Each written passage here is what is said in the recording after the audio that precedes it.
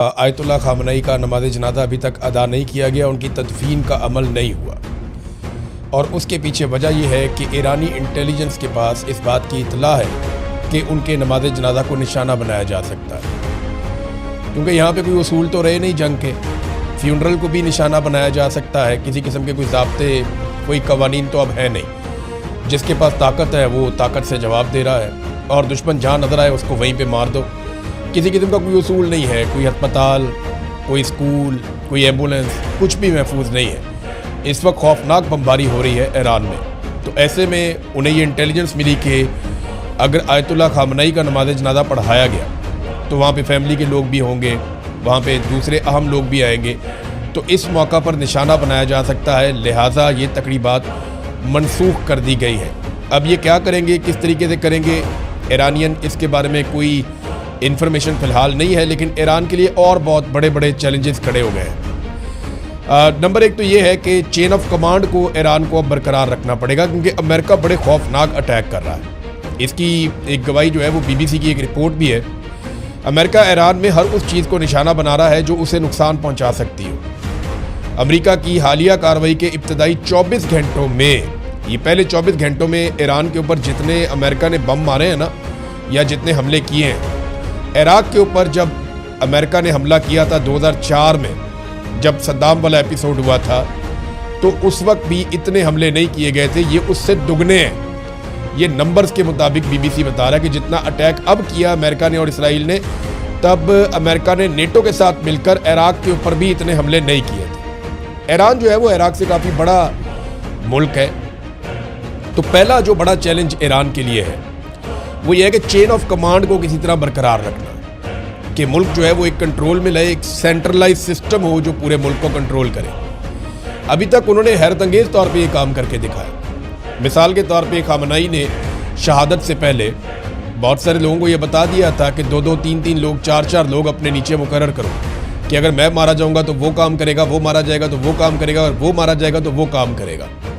तो इस तरह से उन्होंने एक चेन ऑफ कमांड बनाई थी। वो सिस्टम अभी काम कर रहा है, लेकिन ये कब तक काम करेगा, ये ईरान का एक बहुत बड़ा चैलेंज है कि उनका सिस्टम कोलैप्स ना करे, उनकी फ़ौज बिखर ना जाए, उनके लोग जो है वो एक कमांड के नीचे आए और कम से कम एक हिकमत अमली के साथ मिलकर, कोऑर्डिनेशन के साथ ये टाइम गुजारें। ये बड़ा मुश्किल है, बहुत मुश्किल है। ये जो लोग समझते हैं इसको, उनको आइडिया है कि ये ईरान के लिए बहुत बड़ा चैलेंज होगा। दूसरा, जो अंदरूनी गद्दार हैं उनसे उनको निपटना पड़ेगा फौरी तौर पर। बार बार इंफॉर्मेशन लीक होती है, बार बार इसराइल को पता चलता है। अब इसराइल जो है वो कुछ खबरें चला रही है, हमने कैमरे हैक कर लिए, ये कर लिया, वो कर लिया। नहीं, ह्यूमन इंटेलिजेंस सबसे इंपॉर्टेंट जो होती है वो ह्यूमन इंटेलिजेंस होती है। टेक्नोलॉजी भी है, लेकिन ह्यूमन इंटेलिजेंस बहुत इंपॉर्टेंट है, और उसके बगैर मुमकिन नहीं होता। तो जो अंदर गद्दार हैं उनसे भी इनको निपटना पड़ेगा। फिर जो कुर्दों के इलाके हैं, ईरान का जो मगरबी एरिया है, वहाँ पे ईरान को ज़्यादा तवज्जो देनी पड़ेगी, क्योंकि अमेरिका ने वहाँ पे सूरत-ए-हाल को भांप लिया है। CNN की एक रिपोर्ट के मुताबिक उसमें दावा किया गया है कि अमेरिका मगरबी साइड से ईरान में दाखिल होने की कोशिश कर सकता है, और इसके लिए वो कुर्दों को सपोर्ट करेगा। वहाँ बड़ी खौफनाक बमबारी भी की है अमेरिका ने और इसराइल ने, और जो ईरानी फ़ौज है उनकी पोस्टों को, उनके ठिकानों को वहाँ पे निशाना बनाया, और उन्हें काफ़ी नुकसान पहुँचाया ईरान का इस जगह पे। और वो कोशिश कर रहे हैं कि यहाँ से कुर्द खड़े हो जाएं, उनको हथियार दिए जाएं, जदीद हथियार कुर्दों को फराहम किए जाएं, और उसके बाद यहाँ से एक शोरिश पैदा की जाए और इधर से घुसने की कोशिश करें। लेकिन ये तुर्की वाली साइड है, याद रखिएगा। यहाँ तुर्की अमेरिका के साथ अगर कोऑपरेट करेगा, यही तो ईरान के जर्नल ने ये कल खबरदार किया था तुर्की को कि आपने दुश्मन का साथ नहीं देना, वरना आज हमारी बारी है तो कल आपकी बारी आ जाएगी। तो ये बारी बारी सबको मारेंगे। अब ये वहाँ से देखिए, 2 ही एरियाज हैं जहाँ से दाखिल हुआ जा सकता है, एक पाकिस्तान साइड है और एक तुर्की साइड है। तो अभी देखते हैं इसके ऊपर क्या होता है, हम बाद में बात करेंगे। बहरहाल ये कुर्दों वाला जो एरिया है, यहाँ पे काफ़ी एहतियात करनी पड़ेगी ईरान को। अरब ममालिक को किसी ना किसी तरह ईरान को अंगेज करके रखना पड़ेगा। देखिए, ईरान ने किसी एक भी अरब को अभी तक कत्ल नहीं किया, इतने मिसाइल मारे, इतने ड्रोन मारे, लेकिन उनकी कोशिश है सिर्फ अमेरिकन को नुकसान पहुंचे। वो अपनी इंटेलिजेंस की बुनियाद के ऊपर, और जो रशिया और चाइना उसकी सैटेलाइट में मदद करते हैं उसकी बुनियाद के ऊपर, ईरान जो अटैक करता है उसमें वो कोशिश करता है कि अरबों को नुकसान ना हो, अरब के जो शहरी हैं या उनका अपना कोई ज़ाती नुकसान ना हो, वो सिर्फ अमेरिकन जो टारगेट्स हैं वहाँ पे उनके ऊपर हमले कर रहा है।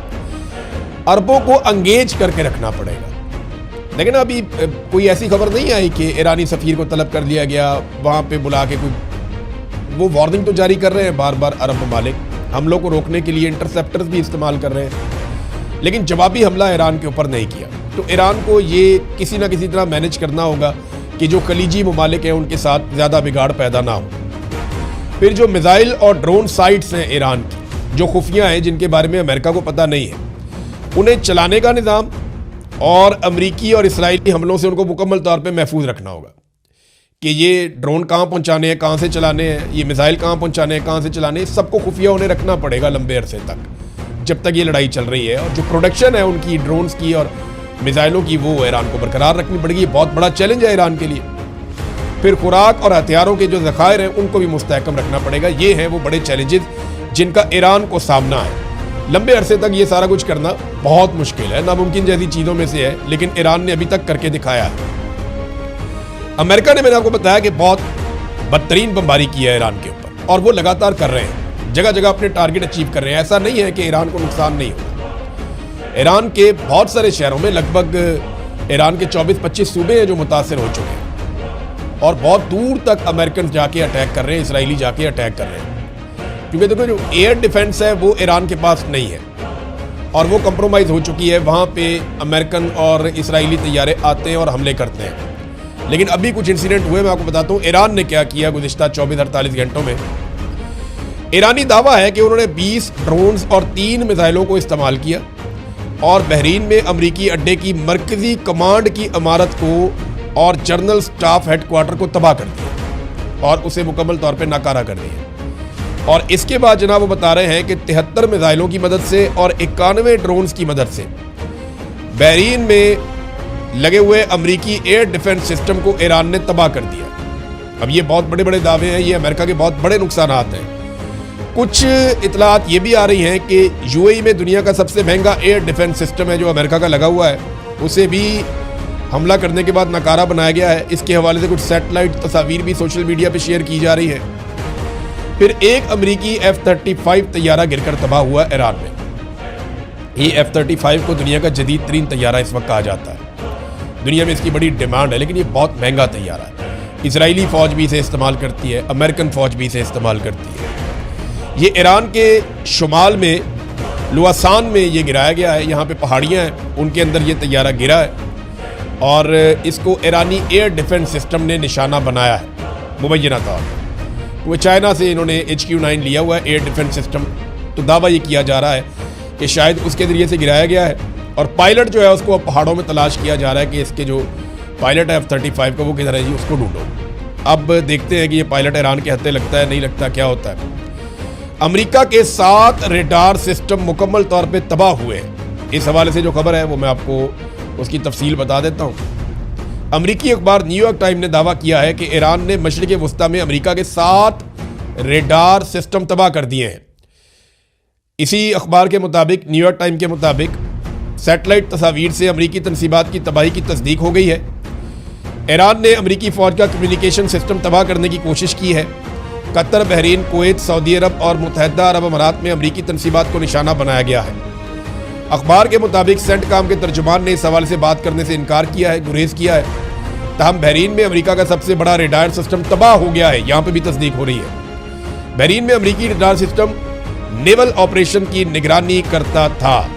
ये बहुत बड़ी तबाही है जो हो रही है अमेरिका की। इसमें ना CNN बहुत खौफनाक रिपोर्टिंग कर रहा है, लेकिन CNN वैसे भी ट्रंप के खिलाफ है, फॉक्स न्यूज़ ट्रंप के हक में है, तो ट्रंप आमतौर पे CNN को निशाना भी बनाते रहते हैं। तो CNN अब बदला ले रहा है, वो बता रहा है हर चीज़ खुल के। तो CNN ने जो रिपोर्टिंग की है वो डोनाल्ड ट्रंप के लिए मसाइल पैदा कर रही है अमेरिका में। वो सैटेलाइट तस्वीरें दिखा रहे हैं, वो बार बार दिखा रहे हैं, जनाब ये देखें जगह पहले ठीक होती थी, ये देखें अब तबाह हो गई। तो CNN सबूतों के साथ डोनाल्ड ट्रंप की मंजी अमेरिका में ठोक रहा है। अब 9 अड्डों पर हमले किए गए हैं CNN के मुताबिक, और उन्हें तबाह किया गया है। ये अमेरिका के मुख्तलिफ ममालिक में अड्डे हैं और इस पर उन्होंने एक रिपोर्ट भी जारी की है। फिर उन्होंने बताया कि बहरीन में सैटेलाइट कम्युनिकेशन टर्मिनल हिट हो गया है। इसकी उन्होंने वीडियोस भी दिखाई कि जनाब ये अमरीकी हेलीकॉप्टर भी तबाह हो गए वहाँ पे एक जगह पे, इसी एक अड्डे के अंदर। और कम से कम 5 सैटेलाइट कम्युनिकेशन टर्मिनल अमेरिका के तबाह हो गए हैं। इसमें ना मैं आपको एक ऑडियो सुनाता हूँ CNN की, ये जो डॉक्यूमेंट्री उन्होंने बनाई है, ये बड़ी इंटरेस्टिंग है। आप ये सुनेंगे, ये चंद सेकंड में आपको पता चलेगा कि एक्चुअली उनके साथ हुआ क्या। ये सुनिए नाज़रीन। At least 9 U.S. military positions have been hit in less than 48 hours. These are relatively close targets. They're much nearer to Iran than its usual target, Israel. कह रहे जी 9 साइट्स को निशाना बना दिया और 48 घंटों के अंदर ईरान ने, और इजराइल के ऊपर ईरान अलग से अटैक्स कर रहा है। अब अमेरिका के अंदर क्या हो रहा है? अमेरिका के अंदर ब्रीफिंग दी गई है अमेरिका के कांग्रेसमैन को, सेनेटर्स को। वो सर पकड़ के बैठ गए हैं कि ब्रीफिंग के अंदर उनको कुछ समझ ही नहीं आई। ब्रीफिंग से निकलने वाले लोगों ने क्या कहा, ज़रा ये सुनिए। सबसे पहले ये वुमेन कांग्रेसमैन है मिलानी, ये कहती हैं जी कि मैं अभी एक जंग से मुतालिक ब्रीफिंग से निकली हूँ। ट्रंप इंतज़ामिया से मेरा सवाल था, क्या उन्होंने कभी अमरीकी आइन को पढ़ा है? ट्रंप हुकूमत ये तक वादे नहीं कर सकी कि वो ईरान के साथ जंग में क्यों है, जंग के बाद का मंसूबा क्या है, या इसकी कानूनी बुनियाद क्या है। उन्हें बिल्कुल कोई अंदाज़ा नहीं कि क्या हो रहा है। ये तो जनाब एक सेनेटर ने कहा। एक और खातून सेनेटर हैं एलिजाबेथ वारन, उन्होंने कहा कि मैं अभी अभी ईरान के हवाले से एक अहम मीटिंग से आ रही हूँ। अमरीकी बाशिंदे ठीक परेशान हो रहे हैं। ट्रंप को कुछ समझ नहीं आ रही कि उसने इस गैर कानूनी जंग में बिला वजह अमरीका को क्यों धकेल दिया है और अब इस अजाब को ख़त्म कैसे करेगा। ये जनाब एक और सेनेटर का स्टेटमेंट है। सेनेटर क्रिस मर्फी, उनका भी स्टेटमेंट है। उन्होंने कहा मुझे जो ब्रीफिंग दी गई है इसमें बताया गया कि ईरान के ड्रोन का हमारे पास कोई हल नहीं है। इसका मतलब यह है कि इस जंग में मजीद अमेरिकन अपनी जानें देंगे। हम इस गैर आइनी और गैर कानूनी जंग पर सेनेट में बहस करके हमें वोटिंग करवानी चाहिए। ये तो डोनाल्ड ट्रंप के लिए बड़ा मसला बन जाएगा अगर वहां पे वोटिंग हो जाती है तो। चक स्कमर, ये एक और जनाब अकलियती रहनुमा है सेनेट के अंदर, एक और सेनेटर हैं। अब ये कहते हैं मैं इंटेलिजेंस ब्रीफिंग से पहले की निस्बत अब ज़्यादा तशवीश के साथ बाहर निकला हूँ। मैं मुतमईन नहीं हुआ। अगर जंग के हक में मुकदमा मजबूत होता तो इसकी वजह एक जैसी और वाज़े होती, लेकिन यहाँ तो हर घंटे जंग का जवाब ही बदल रहा है। कभी रजीम चेंज, कभी जौहरी हथियार, कभी मिसाइल, कभी दिफा, कभी पेशगी हमला। आखिर असल वजह क्या है? जब जवाब बार बार तब्दील हो तो इसका मतलब है कि कोई वाज़ेह हिकमत अमली मौजूद नहीं है, यहाँ कोई हिकमत अमली नज़र नहीं आ रही है। जनाब ये सूरत हाल है अमेरिका के अंदर और लगातार तनकीद हो रही है। तो नाज़रीन ये सूरत हाल है अमेरिका के अंदर। अमेरिकन अपने सेनेटर्स को और कांग्रेसमैन को मुतमईन नहीं कर पा रहे। अमेरिकन हुकूमत के पास कोई जवाब नहीं है, कोई आइनी और कानूनी जवाब नहीं है। लेकिन डोनाल्ड ट्रंप के साथ हुआ क्या? मादुरो को उठाने के बाद डोनाल्ड ट्रंप का कॉन्फिडेंस बहुत बढ़ गया कि हम किसी मुल्क में जाएंगे वहाँ की क़यादत को भी उठा लेंगे। डोनाल्ड ट्रंप का एतमाद बढ़ता जा रहा था। शहबाज शरीफ जैसे लोग उनकी पॉलिश कर रहे थे और उसकी वजह से डोनाल्ड ट्रंप को लगा कि वो जो कर सकते हैं वो कोई नहीं कर सकता और वो बहुत ताकतवर है। इसके बाद जिस तरह उन्होंने बोर्ड ऑफ पीस बनाया उससे उनका कॉन्फिडेंस और बढ़ गया। तो नेतन्याहू ने चढ़ा के डोनाल्ड ट्रंप को ईरान से लड़वा दिया और अब डोनाल्ड ट्रंप एक ऐसी लड़ाई में फंस गया जिसकी वजह से मिडिल ईस्ट में अमेरिका के तकरीबन तमाम अड्डे मुतासर हो गए और अमेरिकन का वहाँ रहना मुश्किल हो गया और पूरी की पूरी दुनिया स्टक हो गई। और इसका कोई जवाब डोनाल्ड ट्रंप के पास इस वक्त नहीं है। जहाँ ईरान के लिए बहुत बड़े बड़े चैलेंजेस हैं वहाँ डोनाल्ड ट्रंप भी बहुत बुरी तरह फंस गया है और अब बचने का रास्ता सिर्फ एक ही है कि आपको पीछे हटना पड़ेगा या कामयाबी साबित करनी पड़ेगी, और कोई रास्ता नहीं। नाज़रीन आबनाए हरमज़ अभी तक बंद है, सिर्फ वहाँ से चीन का तेल जा रहा है और किसी का नहीं जा रहा। और चीन का तेल इसलिए जा रहा है कि चाइना सबसे बड़ा खरीदार है ईरान के तेल का भी। ईरान अपना 90% तेल लगभग चाइना को बेचता है और चाइना 400 अरब डॉलर की इन्वेस्टमेंट ईरान के अंदर करने का इरादा भी रखता है। अमेरिका के अरबों डॉलर खरीज के अंदर डूब रहे हैं जबकि खलीजी ममालिक का भी बहुत पैसा ज़ाया हो रहा है। इस वक्त तक की इतला के मुताबिक जो खलीजी ममालिक के इंटरसेप्टर्स हैं वो ख़त्म हो रहे हैं और एक रिपोर्ट आई है द इकोनॉमिस्ट की। वो रिपोर्ट ये बता रही है कि खलीजी ममालिक जिस तेज़ी से इंटरसेप्टर्स को इस्तेमाल कर रहे हैं इतनी तेज़ी से अमेरिका बना भी नहीं सकता। वो एक एक दिन में इतने मिसाइल दाग रहे हैं खलीजी ममालिक सिर्फ हमलों को रोकने के लिए जितने मिसाइल अमेरिका एक महीने में नहीं बना सकता। तो ये इस्तेमाल जो है ये किल्लत पैदा कर देगा इंटरसेप्टर्स की और उसके बाद ये मौजूद नहीं होंगे। जब ये ख़त्म हो जाएंगे तो फिर ईरान के पास ज़्यादा फ्री हैंड होगा। और ईरान ये कह रहा है कि उसने अपने बेहतरीन हथियार को इसलिए बचा कर रखा है कि जब इंटरसेप्टर्स खत्म हो जाएंगे तब वो इन हथियारों का इस्तेमाल करेगा। अब नाज़रीन थोड़ा सा आपको बताते हैं कि यूरोप क्या कर रहा है। यूरोप में ना कम से कम 3 अभी तक खड़े हो गए हैं डोनाल्ड ट्रंप के खिलाफ। सबसे पहले स्पेन के वज़ीर-ए-आज़म खड़े हुए, उन्होंने स्टेटमेंट दिया उन्होंने कि जंग ही गलत है, ये गैर कानूनी गैर आईनी जंग है। और नेतन्याहू के खिलाफ उन्होंने स्टेटमेंट भी दिया, उन्होंने कहा नेतन्याहू जो है ये कातिल है गजा के बच्चों का और ये जंगी मुजरिम है और हम ऐसी चीज़ का हिस्सा नहीं बन सकते। और उन्होंने अपने अड्डे देने से भी इनकार कर दिया। डोनाल्ड ट्रंप ने बाद में धमकी दी, जनाब हम जब चाहेंगे इस्तेमाल कर लेंगे, हमें कोई नहीं रोक सकता। और तजारती पाबंदियां भी लगा दी स्पेन के ऊपर। तो स्पेन के वज़ीर-ए-आज़म ने दोबारा जवाब दिया, उन्होंने कहा हम अपना मामला देख लेंगे, यूरोपीय यूनियन के साथ अमेरिका अपने मुआहदों की पासदारी करे। तो स्पेन तो डट के खड़ा हो गया मजबूती के साथ। दूसरी तरफ जो फ्रांसीसी सदर मैक्रोन है, उन्होंने भी इस लड़ाई की मुखालफत कर दी है।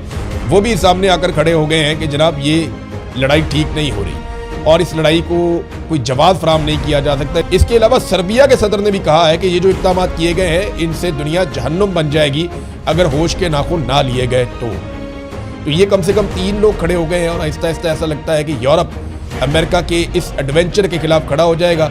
और नेतन्याहू ने अमेरिका को फंसा दिया एक दलदल के अंदर। अमेरिका में बेशुमार लोग अब ये बात कर रहे हैं, अवाम ये बात कर रही है, सियासतदान ये बात कर रहे हैं, उनका मीडिया ये बात कर रहा है, उनके एक्टिविस्ट ये बात कर रहे हैं कि अमेरिका को नेतन्याहू ने कंट्रोल किया और फंसा दिया और डोनाल्ड ट्रंप एक ऐसे जाल में फंस गए हैं जहां पे अब कोई जवाब नहीं है। नाज़रीन ज़रा पाकिस्तान की सूरत हाल आपके साथ शेयर कर लेते हैं। पाकिस्तान में गैस और पेट्रोल के ज़खायर जो है वो बड़े महदूद होते हैं, ये बात आप ज़हन में रखिएगा। हमारे पास कोई बहुत बड़ा स्टोरेज का ज़रिया नहीं है, हमारे पास कोई इतने बड़े बड़े टैंकर्स नहीं है कि हम 2-2 महीने 4-4 महीने के अपने ज़खायर जमा करें। देखिए चीन के पास ये कैपेसिटी है, वो 1 साल के भी ज़खायर पेट्रोलियम के जमा कर सकता है और पूरा मुल्क उसका चल सकता है, लेकिन पाकिस्तान के पास ये कैपेसिटी नहीं है। तो पाकिस्तान चंद दिन का ज़ख़ीरा होता है पाकिस्तान के पास। तो अब ऑयल और गैस यानी तेल और गैस के मसाइल पाकिस्तान में पैदा हो रहे हैं। हालांकि जो पाकिस्तान के फाइनेंस मिनिस्टर हैं उन्होंने कोशिश की आवाम को यकीन दिलाने की कि नहीं सब ठीक हो जाएगा, लेकिन एक तज़ब्ज़ुब पैदा हो गया, बेचैनी है लोगों में, क्योंकि आबनाए हरमत बंद है और पाकिस्तान का इन्हिसार खलीजी ममालिक के ऊपर होता है अपनी एनर्जी की ज़रूरियात पूरी करने के लिए। तो इसकी वजह से अब इक़दामात लेने पड़ेंगे। और एक चीज़ और है, पाकिस्तान तहरीक इंसाफ ने उस कौमी सलामती की मीटिंग के अंदर हुकूमत के साथ बैठने से इनकार कर दिया जो हुकूमत ने बुलाई थी। यानी उसके अंदर हुकूमत ने कहा हम कोशिशें कर रहे हैं, कुछ ईरान के बारे में बताया, कुछ अफगानिस्तान के बारे में बताया, लेकिन पाकिस्तान तहरीक इंसाफ उसमें गई नहीं। तहरीक इंसाफ उसमें क्यों नहीं गई उसका मौक़िफ़ आपको मैं बता दें। तहरीक इंसाफ ने कहा कि हमारा वादे मौक़िफ़ है, ब्रीफिंग पार्लियामेंट के अंदर होनी चाहिए, ये वज़ीर-ए-आज़म हाउस के अंदर बुला के आप सेलेक्टिव ब्रीफिंग ना करें। फजलुर रहमान जाके बैठ के, देखिए फजलुर रहमान के बारे में मैंने आपको 1000 मरतबा कहा है कि फजलुर रहमान गवर्नमेंट है, अपोजिशन नहीं है। फजलुर रहमान गवर्नमेंट है, अपोजिशन नहीं है, हर चीज़ के लिए बराबर के जिम्मेदार है। उनको सिर्फ अपोजिशन में रखा गया है दिखावे के लिए। देखिए ना यही फजलुर रहमान साहब यहूदी एजेंट और ये और वो फलाने कार्ड लेके मैदान में हर वक्त मैदान अमल में निकलेंगे, ये करेंगे वो करेंगे। अब वो फजलुर रहमान आपको दिखता ही नहीं है कहीं। ये जाके बोर्ड ऑफ पीस में बैठ गए, ये वहाँ पे गजा में फ़ौज भेजने की बातें कर रहे हैं, ट्रंप को नोबेल इनाम दे रहे हैं, बात ही नहीं करते। नाज़रीन अब वो पीटीआई ये कहती है कि ये पार्लियामेंट के अंदर होनी चाहिए थी। पाक फ़ौज हमारी भी है, मुल्क हमारा है, हर मामले पर हम रियासत के साथ खड़े हैं, मगर हमारे लीडर से मुलाकात तक नहीं करवाई जा रही। ये तो उनका हक है। अगर आपने एक पॉलिसी के अंदर शामिल करना है एक पॉलिटिकल पार्टी को, तो कम से कम आप इमरान खान साहब से मुलाकात करें ताकि उनका मौक़िफ़ बाहर आकर पाकिस्तान तहरीक इंसाफ के लोग बता सकें और उनके मौक़िफ़ के मुताबिक आगे बढ़े। लीडर जो है वो फिर उन्होंने कहा जी अब हमारी मुलाकात करवाई नहीं जा रही और आप फ़ोटो सेशन की तवक्को करते हैं हमसे। 3 करोड़ वोट देने वाली जमात को नज़रअंदाज नहीं किया जा सकता। कौमी सलामती पर कोई समझौता नहीं, मगर सिर्फ हाँ में हाँ मिलाने के लिए साथ नहीं बैठेंगे, ये जनाब स्टेटमेंट दिया पाकिस्तान तहरीक इंसाफ ने। अब